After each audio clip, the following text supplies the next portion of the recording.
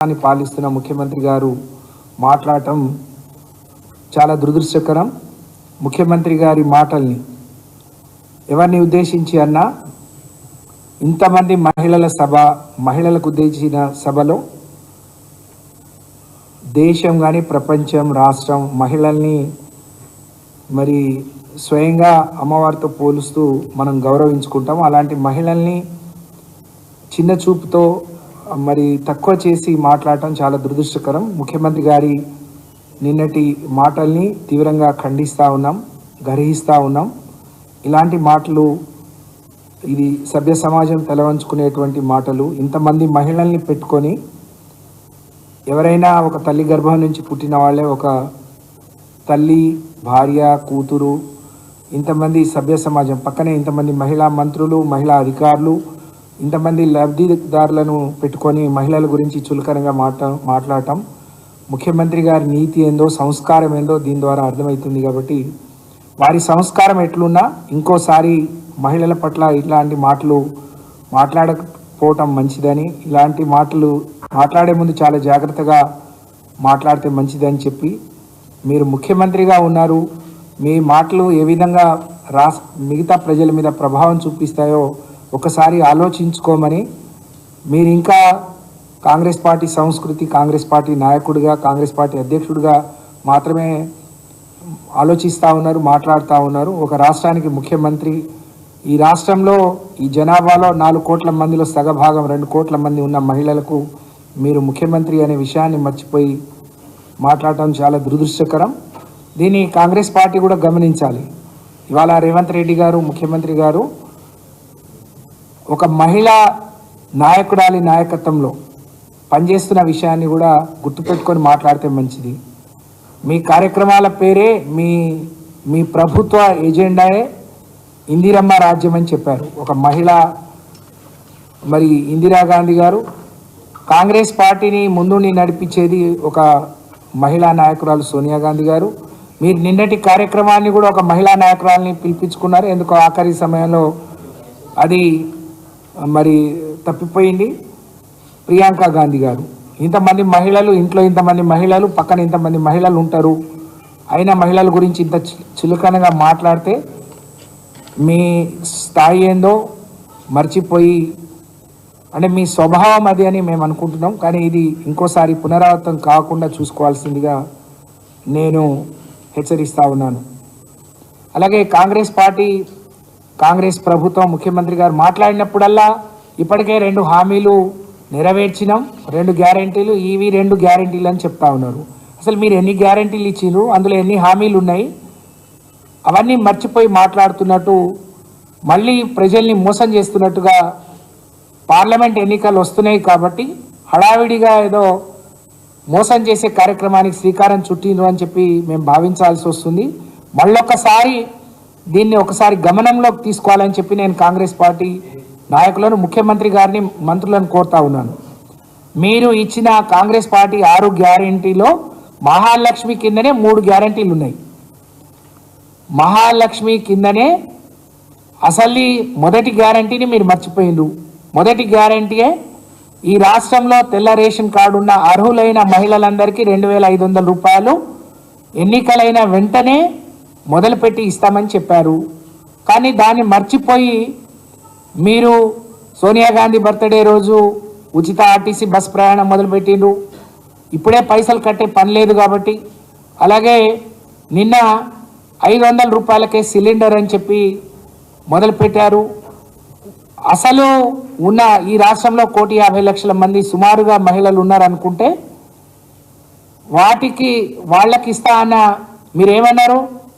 మీరు అత్తున్నా, కోడలుగా ఉన్నా ఇప్పటికి అత్త పెన్షన్ తీసుకుందని కోడలు అసూయ పడింది.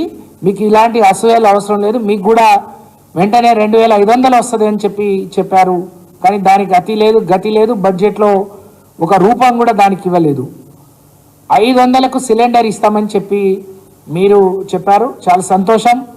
కానీ ఈ రాష్ట్రంలో 1,24,00,000 మంది గ్యాస్ కనెక్షన్లు ఉన్నాయని మన దగ్గర ఉన్న లెక్కల ప్రకారం, మనకున్న లెక్క లేదు. తెల్ల రేషన్ కార్డు దారులకే మీరు ఇస్తామని ప్రామాణికంగా పెట్టుకొని ఉంటే 90 లక్షల మంది ఈ రాష్ట్రంలో మరి తెల్ల రేషన్ కార్డు కలిగిన కుటుంబాలు ఉన్నాయి.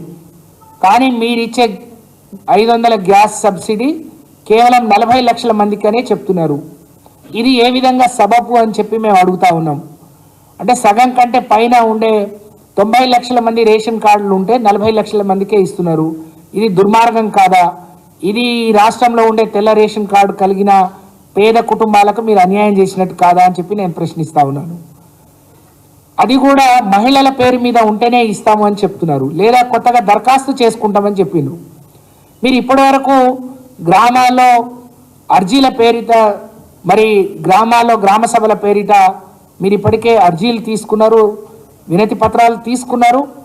మరి అందులో ఎందుకు ఇది మహిళల పేరు మీదనే గ్యాస్ కనెక్షన్ ఉంటే మరి వాళ్ళకి మాత్రమే సబ్సిడీ ఇస్తామని ఎందుకు చెప్పలేకపోయినారు? మళ్ళీ కొత్తగా మీరు ఏం చెప్పదలుచుకున్నారు?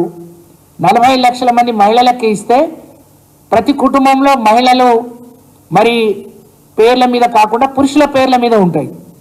మా మీడియా సోదరులకు కూడా వాళ్ళ పేర్ల మీద కూడా కొన్ని ఉన్నట్టు మా దగ్గర సమాచారం ఉంది.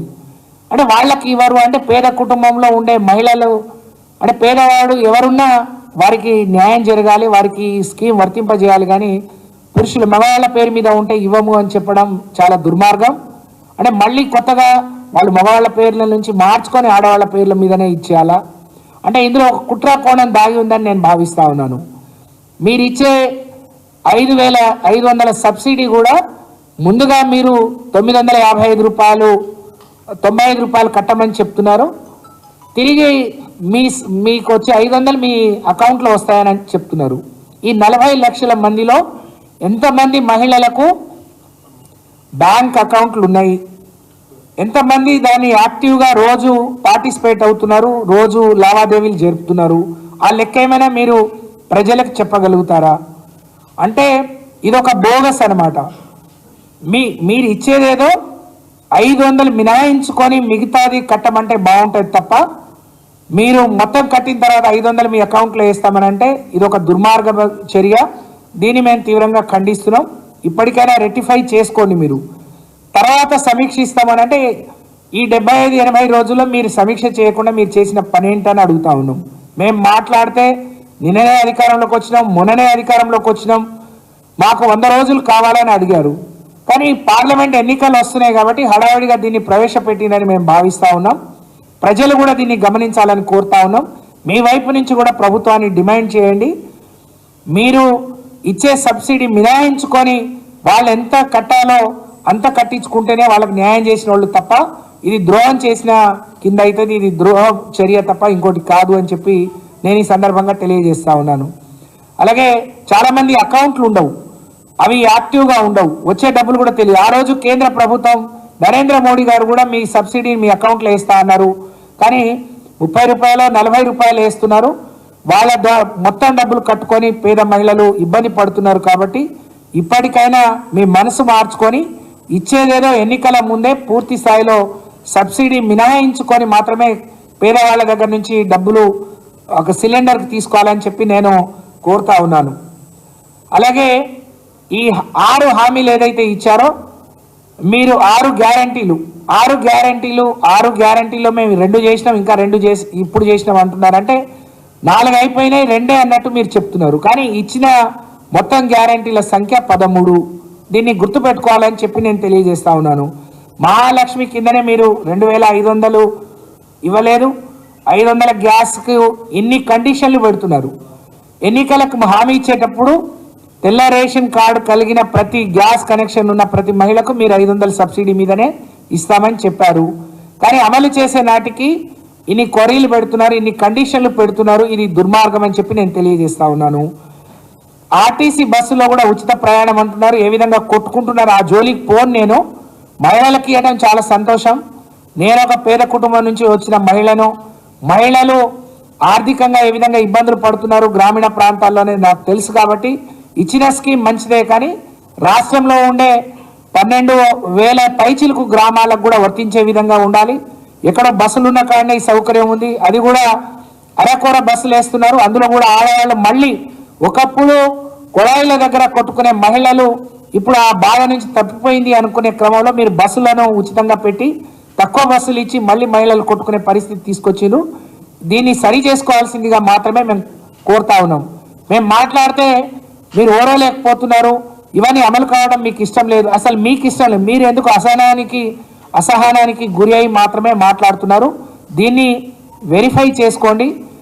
మేము అధికారంలోకి వచ్చిన వెంటనే మరి మొదటి క్యాబినెట్లోనే ఈ 6 గ్యారంటీలకు మరి చట్టబద్ధత తీసుకొస్తామని చెప్పారు, చట్టం చేస్తామని చెప్పారు. కానీ ఇప్పటివరకు ఆ ప్రస్తావన ఏ క్యాబినెట్లో కూడా మీరు ప్రస్తావించలేదు. దీనికి చట్టం చేస్తారా? ఇలాగే మీకు తోచినట్టు, మీకు గుర్తొచ్చినప్పుడు, మీకు ఎన్నికల్లో ప్రజల ఓట్ల అవసరం ఉన్నప్పుడు అమలు చేస్తారా చెప్పాలని చెప్పి నేను డిమాండ్ చేస్తా ఉన్నాను. అలాగే మరి మొదటి క్యాబినెట్లో అది పెట్టలేదు. అలాగే 2500 మీరు మహిళలకు ఇస్తా అన్నారు. నాకు తెలిసి ఇప్పుడున్న 1,50,00,000 మందికి ఇవ్వాలి అని అంటే ప్రతి సంవత్సరం 45,000 కోట్ల రూపాయలు దానికి ఖర్చు అవుతాయి. లేదు పెన్షన్దారులను తీసేస్తామంటే మీరు వాళ్ళకి ఇప్పటికే ఇస్తున్నాం, మేము ఇచ్చిన 2,500కు బదులు 2,000కు బదులు మీరు 4,000 ఇస్తా అన్నారు. దాన్ని ఎప్పటిలోగా అమలు చేస్తారు? అవి మినహాయించి లేదు ఉద్యోగస్తులను కూడా తీసేస్తామంటే సుమారు 1 కోటి మందికి 30,000 కోట్ల రూపాయలు ప్రతి సంవత్సరం అవుతాయి. కానీ మీరు అన్ని కార్యక్రమాలకు కలిపి ఈ బడ్జెట్లో పెట్టుకుంది కేవలం 53,000 కోట్లు మాత్రమే. అంటే ఈ సంవత్సరం నుంచి అమలు చేస్తారా, చేయరా? చేయకపోతే మీరు 100 రోజులు అడిగారు. ఇప్పుడు రేపు 10వ 12వ తారీఖులో పార్లమెంట్ ఎన్నికల షెడ్యూల్ వస్తుంది.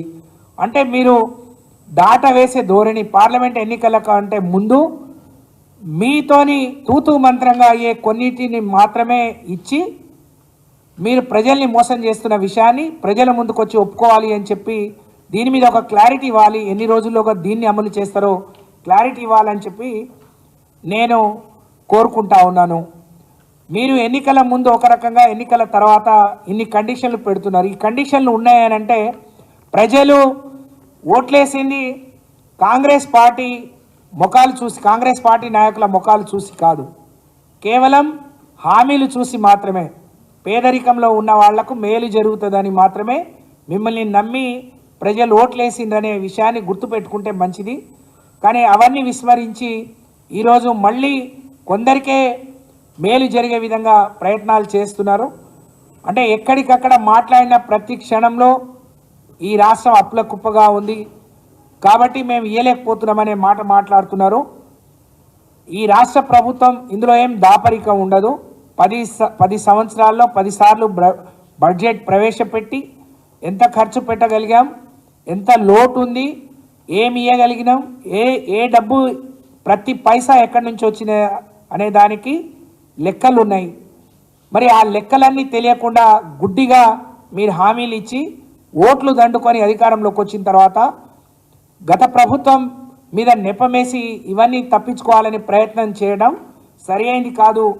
దీన్ని మీ పద్ధతిని మార్చుకోవాలని చెప్పి మేము డిమాండ్ చేస్తూ ఉన్నాం. అప్పుడేమో అందరికీ ఇస్తా అన్నారు, ఇప్పుడేమో కొందరికే ఇస్తామని కండిషన్ పెడుతున్నారు. ఇది సరి అయింది కాదు. ఇది ప్రజలు కూడా గమనించాలని కోరుతా ఉన్నాను. అప్పుడేమో 6 గ్యారెంటీలు అన్నారు, కానీ ఇప్పుడేమో 600 కొరీలు పెడుతున్నారు, 600 కండిషన్లు పెడుతున్నారు. పేదవాడు ఎప్పుడు ఏం చేయాలో తెలియకుండా మీరు వారం రోజుల పాటు అప్లికేషన్లు తీసుకునేటప్పుడే దేనికి ఏ విధంగా తీసుకోవాలి, ప్రతి స్కీము మహిళల పేరు మీదనే ఉంటేనే వస్తుంది అంటే ఇప్పటికే చాలామంది పురుషులు మార్చుకునేవాళ్ళు, మార్చుకున్న ప్రతి ఒక్కరిని వెంటనే ఇస్తారా? అలాగే ఇప్పటికే ఈ రాష్ట్రంలో దాదాపు 12 లక్షల ఉజ్వల మరి కనెక్షన్లు ఉన్నాయని చెప్తున్నారు కేంద్ర ప్రభుత్వం నుంచి వచ్చే సబ్సిడీ. ఈ సబ్సిడీ దీనికి ఇచ్చే వాటిలో మినహాయింపు ఇస్తారా? అది కలిపి మాత్రమే మీరు 500 ఇస్తున్నారా కూడా స్పష్టం చేయాలని చెప్పి నేను డిమాండ్ చేస్తూ ఉన్నాను. 340 రూపాయలు ఇచ్చే దానికి మరి ఇది దానికి వర్తిస్తుందా, దాన్ని మినహాయిస్తున్నారో ఇవ్వాలని చెప్పి నేను కోరుతా ఉన్నాను. మరి ప్రతి దానికి రేవంత్ రెడ్డి గారు చాలా పౌరుష పదజాలంతో మాట్లాడుతూ ఉన్నారు. మేమేం చేసినా మెచ్చుకోవట్లేరు, తిడుతున్నారు. అంటే 10 ఏళ్లలో భారతదేశంలోనే తెలంగాణ రాష్ట్రాన్ని అగ్రగామిగా నిలబెట్టిండు అని మన కేంద్ర ప్రభుత్వం కానీ అనేక సంస్థలు కానీ అనేక అవార్డులు ఇచ్చి ఈ రాష్ట్రాన్ని మెచ్చుకుంటే మీరు పొద్దున్న లేచి కేసీఆర్ గారిని తిట్టడం, ఆ కుటుంబాన్ని తిట్టడమే పనిగా పెట్టుకున్నారు. మీ కార్యక్రమం, మీ దినచర్య మమ్మల్ని తిట్టడంతోనే మొదలైంది. అంటే మీ పద్ధతి అదా, లేకపోతే మీరు ఏదైనా ఫ్రస్ట్రేషన్లో మాట్లాడుతున్నారా? మాట్లాడితే మా ఈ సీట్ను ముట్టుకోలేరు, మా కుర్చీని ముట్టుకోలేరు, దగ్గరికి కూడా రానియమని అంటే ముట్టుకోవడానికి ప్రయత్నం చేసేవాళ్ళు మీ పక్కనే ఉన్నారు, మేం కాదు అనే విషయాన్ని మీరు గమనిస్తే మంచిదని చెప్పి నేను ఈ సందర్భంగా తెలియజేస్తా ఉన్నాను. మీరు అందరినీ జైలుకు పంపిస్తా, మాట్లాడితే అందరినీ జైలుకు పంపిస్తా అని మాట్లాడే రేవంత్ రెడ్డి గారికి, అంటే ఆయన జైలుకు పోయి వచ్చిండు కాబట్టి అందరినీ జైలుకు పంపించాలని ఆయన ఆలోచన. మరి మాకైతే అర్థం కావట్లేదు. నిజంగా తప్పు చేస్తే ప్రభుత్వం మీ చేతిలో ఉంది, దర్యాప్తు సంస్థలు మీ చేతిలో ఉన్నాయి. ఎవరైనా తప్పు చేస్తే ఆ సంస్థలు నిజంగా దోషులను నిర్ధారిస్తే తప్పకుండా జైలుకు పంపిస్తారు. కానీ వాళ్ళు చేసే పని కూడా నేనే చేసి అంటే పోలీస్ పని కూడా మీరే చేస్తారా? దర్యాప్తు సంస్థల పనులు మీరే చేస్తారా? ఎందుకు జైలుకు పంపిస్తారు? ఎవరిని పంపిస్తారు? మీరు కదా రెడ్ హ్యాండెడ్గా మరి తప్పు చేసి పట్టుబడి జైలుకు పోయింది మీరైతే మమ్మల్ని పొగడండి, నేనేదో యువపురుషుణ్ణి అని మీకు మీరు భావిస్తే పొగడటానికి ఎవరు సిద్ధంగా లేరు. మంచి పనులు చేసి ఈ రాష్ట్రాన్ని ఒక వికాసం వైపు తీసుకెళ్లే ప్రయత్నం చేసి, పేదవాడి ముఖంలో చిరునవ్వు ఉండాలి, ప్రతి కుటుంబానికి ఒక సంక్షేమ కార్యక్రమం అందాలని ప్రయత్నం చేసి మరి ప్రపంచంలో అనేక మంది ప్రశంసలు అందుకున్న కేసీఆర్ గారిని పొగడలేని మీరు, మెచ్చుకోలేని మీరు, కనీసం గౌరవించలేని మీకు ప్రజల నుంచి పొగడతలు వస్తాయని మీరు ఆశపడితే అది మీ దురాశ, అత్యాశ తప్ప ఇంకోటి కాదు రేవంత్ రెడ్డి గారు అని చెప్పి నేను ఈ సందర్భంగా తెలియజేస్తా ఉన్నాను. ఎన్నికల్లో గెలుపోటములు సహజం. ఇవాళ మీరు గెలిచి అధికారంలోకి వస్తే విరవిగినట్టు మాట్లాడుతూ ఉన్నారు. మీరు కూడా గతంలో ఓడిపోయి మీ సొంత నియోజకవర్గంలో ఓడిపోయి బయటకు వచ్చిన విషయాన్ని మీరు మర్చిపోతే మరి కరెక్ట్ కాదు. అది కూడా గుర్తుపెట్టుకొని మీరు రాజకీయాల గురించి, ఓటమి గెలుపుల గురించి మాట్లాడితే మంచిదని చెప్పి నేను రేవంత్ రెడ్డి గారిని మరి ఒకసారి గుర్తు చేస్తూ ఉన్నాను. కాంగ్రెస్ పార్టీ ఎక్కడి నుంచి ఎక్కడి వరకు వచ్చింది అనేది మర్చిపోయి మేము ఎప్పుడు ఇట్లనే ఉంటాం అని చెప్పి మీరు మాట్లాడటం ఇది మీ అవివేకానికి నిదర్శనం అని చెప్పి మరి నేను తెలియజేసుకుంటూ, అనేక విషయాల్లో మరి ఒకవైపు 200 యూనిట్లు నిన్న మీరు ప్రారంభం చేశారు. నేను ఒక గిరిజన బిడ్డగా మిమ్మల్ని ప్రశ్నిస్తూ ఉన్నాను. ఈ రాష్ట్రంలో దళితులకు, గిరిజనులకు ఇప్పటికే కేసీఆర్ గారి ప్రభుత్వం 101 యూనిట్ల కరెంట్ని ఉచితంగా అందించింది. అంటే అది మినహాయించిన తర్వాత మీరు 200 యూనిట్ల అంటే ఏ విధంగా లెక్క కట్టాలని చెప్పి నేను అడుగుతా ఉన్నాను. 300 యూనిట్ల కిందన మేము ఇచ్చిన 100 యూనిట్లు కాకుండా మీరు ఇచ్చేది 100 ఎందుకంటే ఈ రాష్ట్రంలో నాకు తెలిసి 1 కోటి మంది పైగా కేవలం 200 యూనిట్ల కంటే తక్కువ కాలుస్తారు. మరి ఏ విధంగా వర్తిస్తుంది, ఎంతమందికి వర్తిస్తుంది, లేకపోతే ఎన్ని యూనిట్లు ఎస్సీ ఎస్టీలకు వర్తిస్తుంది అనేది కూడా స్పష్టంగా చెప్పాలని నేను కోరుతా ఉన్నాను. మీరు యువకులను మరి ప్రోవోక్ చేసి ఎలక్షన్లో ఇవాళ ఉద్యోగాలు రాకపోవడానికి కానీ, లేకపోతే ఇచ్చిన నోటిఫికేషన్లు ఆ రోజు పేపర్ లీకేజ్తో రద్దయినాయి కాబట్టి మీకు అన్యాయం జరిగిందని చెప్పారు. కానీ మొన్నటి వరకు మీరు పెద్ద పెద్ద డయాస్లు పెట్టుకొని పంచిన ఉద్యోగ పత్రాలన్నీ 25,000 ఉద్యోగ పత్రాలన్నీ మేము కష్టపడి ఎగ్జామ్ కండక్ట్ చేసి అన్నీ పూర్తి చేసి చిన్న చిన్న లిటిగేషన్ల కోర్టులో ఉంటే మాత్రమే మీరు ఎలక్షన్లు అడ్డు వస్తే మేము ఇవ్వలేకపోయినాయి మాత్రమే మీరు ఇచ్చారు. కానీ మీరు స్వతహాగా నోటిఫికేషన్ ఇచ్చి భర్తీ చేసింది ఒకటి కూడా లేదు. అలాగే మీరు యువకుల పేరుతోని, యువ వికాసం పేరుతోని విద్యార్థులకు 5 లక్షల విద్యా భరోసా కార్డులు ఇస్తా అన్నారు. ప్రతి మండలంలో తెలంగాణ ఇంటర్నేషనల్ స్కూల్ అన్నారు. ఈ రాష్ట్రంలోనే అన్ని మండలాలకు ఎప్పుడు ఇస్తారో కానీ మీ సొంత నియోజకవర్గానికి మాత్రం ఒక మెడికల్ కాలేజ్ కట్టుకున్నారు, చాలా సంతోషం. ఈ రాష్ట్రంలో తెలంగాణ రాకముందు 5 మెడికల్ కాలేజీలే ప్రభుత్వ ఆధీనంలో ఉంటే ప్రతి జిల్లాకు ఒక మెడికల్ కాలేజ్ ఇచ్చిన ఘనత ఈ రాష్ట్ర ప్రభుత్వాన్ని, గౌరవ ముఖ్యమంత్రి కేసీఆర్ గారిది. మీరు మీ సొంత నియోజకవర్గానికి ఇచ్చారు.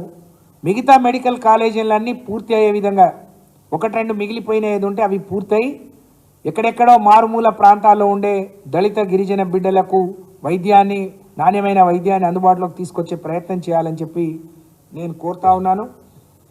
మరి మీరిచ్చే హామీలు 100 రోజుల్లోగా ఇస్తా అన్నారు. కానీ ఇప్పుడేమో మీరు పార్లమెంట్ ఎన్నికల నోటిఫికేషన్ వస్తుంది కాబట్టి హడావిడిగా మీరు కొన్నిటికే గ్రీన్ సిగ్నల్ ఇచ్చారు. అది కూడా అరకోర మరి ఖర్చు అయ్యే వాటికి 6 గ్యారెంటీలకు 600 కండిషన్లు పెట్టారు.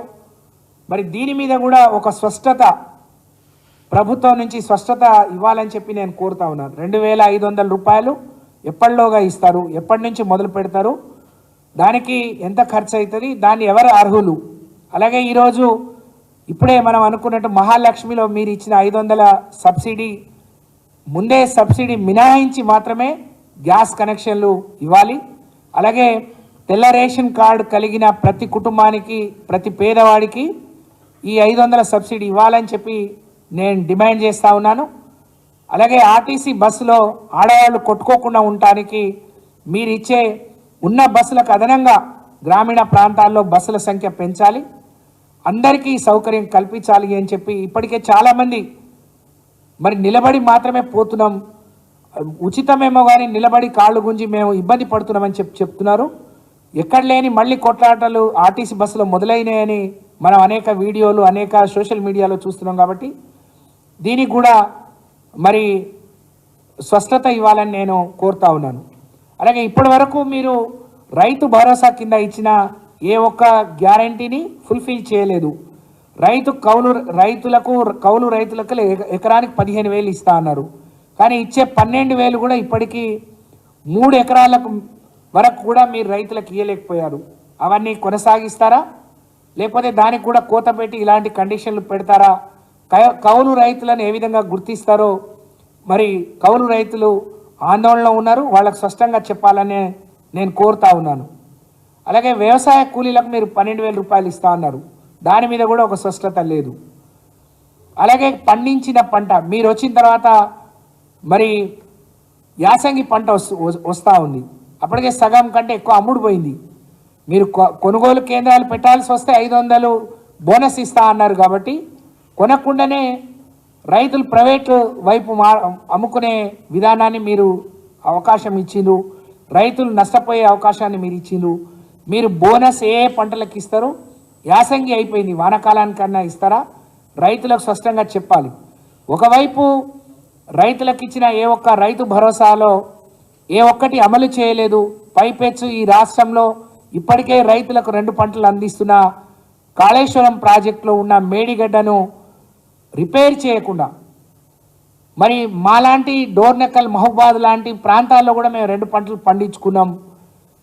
మరి పూర్తి భూములను మేము సాగులోకి తీసుకొచ్చాం, వినియోగంలోకి తీసుకొచ్చాం. మొన్ననే నోటీసులు ఇచ్చిరు, మీరు యాసంగి మరి వరి వేసుకోవద్దు, పంటలు వేసుకోవద్దు, మేము నీళ్ళు ఇవ్వలేమని. ఇంకోవైపు మరమ్మతులు కూడా చేయకపోతే రైతులంతా ఆందోళన చెందుతున్నారు. దీని మీద కూడా ఒక స్పష్టత ఇవ్వాలని చెప్పి నేను డిమాండ్ చేస్తూ ఉన్నాను. ఇంకోవైపు మహిళలకు మీరు ఇందిరమ్మ ఇండ్లు ఈ సంవత్సరం 3,500 అన్నారు, కానీ పార్లమెంట్ ఎన్నికల ముందు అది ప్రారంభించట్లేరు. ఇప్పుడు సీజన్ వచ్చింది, ఇది ఫిబ్రవరి నెల, మార్చి ఏప్రిల్లో రైతులకు వ్యవసాయ పనులు ఉండవు. ఇల్లు కట్టుకునే ప్రతి ఒక్కళ్ళు ఉగాది నుంచి మొదలు పెట్టుకుంటారు. కానీ మీరు ఉగాది అప్పటికి పార్లమెంట్ ఎన్నికల కోడ్ అమల్లో ఉంటుంది కాబట్టి మేము ఇయ్యలేమని చెప్పడానికి ఈ సంవత్సరం కూడా మీరు దాటవేసే ప్రయత్నం చేస్తున్నారు. దీనికి కూడా క్లారిటీ ఇవ్వాలి, ఎప్పటిలోగా ఇస్తారు అని చెప్పి నేను తెలియజేసుకుంటూ, మీరు ఆ రోజు ఉన్న 2,000 పెన్షన్ని చేయుత కింద 4,000 ఇస్తా అన్నారు. దానికి కూడా ఒక స్పష్టమైన ఏ నెల నుంచి ఇస్తున్నారు? ఒకసారి ఇప్పటికే ఒక నెల మీరు స్కిప్ చేసి డిసెంబర్తో జనవరితో మీరు ఇవ్వలేదు, కానీ ఫిబ్రవరిలో ఒక నెలది ఇచ్చారు. కానీ అది 2,000 మాత్రమే ఇచ్చారు, 4,000 ఇవ్వలేదు. అది కూడా ఎప్పటిలోకి ఇస్తారో మరి ప్రజలకు ఈ చెప్పాలని నేను తెలియజేసుకుంటూ, మీరు ఎన్నికల ముందు ఇచ్చిన హామీలకు కండిషన్లు లేవు. మాట్లాడిన ప్రతి ఒక్కరూ ఏదో ఒక ఉదాహరణకి వాళ్ళ LRSని తీసుకొచ్చి దానికి డబ్బులు కట్టమంటున్నారు. మాట్లాడిన ప్రతి క్లిప్పింగ్ మా దగ్గర ఉంది. మేము ఉచితంగా ఇస్తున్నాం, మీరు దీని మీద డబ్బులు వసూలు చేయొద్దు అని మీరు ఆ రోజు చెప్పారు. కానీ ఈ రోజులు మీరు ఫీజు పెట్టాలని ఆలోచిస్తున్నారు. దీన్ని కూడా ఒకసారి సమీక్ష చేయాలని ప్రజలు ప్రతిదీ గమనిస్తున్నారు. మళ్ళొకసారి చెప్తా ఉన్నాం, మీకు ఓట్లేసింది, మీరు ఇచ్చిన హామీలు అమలు చేస్తారు, మాకు మేలవుతుందని ప్రజలు ఆశపడి ఓట్లేశారు. కానీ వాళ్లకు మీరు ఆదిలోనే ఇబ్బంది పెట్టే ప్రయత్నం, మోసం చేసే ప్రయత్నం చేస్తున్నారు. ఇది ఒక్కసారి మళ్ళీ సమీక్షించుకోమని కోరుతూ మరొకసారి మహాలక్ష్మి పథకంలో నిన్న ఇచ్చిన 2 హామీలో స్పష్టత ఇవ్వాలని నేను డిమాండ్ చేస్తా ఉన్నా. ఒకటి వచ్చి మీరు రేషన్ కార్డులు కలిగిన 90 లక్షల మందికి సబ్సిడీతోని గ్యాస్ ఇవ్వాలి. ఆ సబ్సిడీని ముందే మినహాయించుకొని మిగతా డబ్బులు మాత్రమే కట్టించుకోవాలి తప్ప మీ అకౌంట్లో వేస్తామనంటే ఇది నమ్మటానికి మేము సిద్ధంగా లేము. ఇది ప్రజలు గమనించాలని నేను కోరుతా ఉన్నాను. రెండోది 200 యూనిట్లు అన్నారు. ఇందులో ఇప్పటికే ఎస్సీ ఎస్టీలకు ఇస్తున్న 100 యూనిట్లు మినహాయింపా కాదా అది కూడా చెప్పాలని చెప్పి కోరుతూ, కాంగ్రెస్ పార్టీ నాయకులు నోరు దగ్గర పెట్టుకొని మాట్లాడితే మంచిది. స్వయంగా ముఖ్యమంత్రి గారే ఇట్లా మాట్లాడుతున్నారంటే మేము ఏదైనా మాట్లాడవచ్చని మిగతా మంత్రులు కానీ మిగతా నాయకులు అనుకుంటున్నారు. మీరు వాళ్ళను ప్రోత్సహిస్తున్నట్ట, మీ నోరు బంద్ చేసుకుంటారా, ఒళ్ళు దగ్గర పెట్టుకొని మాట్లాడతారా? ఇలాగే మరి మీ ఏదైనా మరి ఏదో నాలుకకి ఏదో వస్తే అది, నోటికి ఏదో వస్తే అది అడ్డదిడ్డంగా మాట్లాడి ఆ రోజు అధికారంలోకి వచ్చిండ్రు. కానీ అధికారంలో ఉన్న మీరు ఏది మాట్లాడితే సబబో, ఏది ప్రజలు ఏ భాషను గౌరవిస్తారో ఈ రాష్ట్రంలో ఉండే ప్రతి ఒక్కరు గమనిస్తున్నారు. దీని గురించి ఆలోచించమని చెప్పి నేను కోరుతూ, కాంగ్రెస్ పార్టీలో ఇంతమంది మహిళలు ఉన్నారు, మహిళా నాయకత్వంలో పనిచేస్తున్నారు, కానీ మహిళల్ని అవమానించే మాటలు మాట్లాడుతున్నారు. ఇది రేవంత్ రెడ్డి గారు ఒక్కరికే వర్తిస్తుందా? కాంగ్రెస్ పార్టీ అధిష్టానమైన సోనియా గాంధీ గారికి, ప్రియాంక గాంధీ గారికి, మీ ఇన్ఛార్జిగా ఉన్న దీపాదాస్ మున్షి గారికి వర్తిస్తుందా? ఒకసారి స్పష్టం చేయాలని నేను డిమాండ్ చేస్తూ, మరొక్కసారి వీటిని వెంటనే సమీక్ష చేసి, పార్లమెంట్ ఎన్నికలు వచ్చినాయి కాబట్టి మేము చేయలేకపోయినామనే మాట మళ్ళీ ఎక్కడ మాట్లాడకుండా ముందే సమీక్ష చేసి స్పష్టమైన హామీ ప్రజలకు, మరీ ముఖ్యంగా మహిళలకు ఇవ్వాలని చెప్పి నేను కోరుతూ సెలవు. జై తెలంగాణ.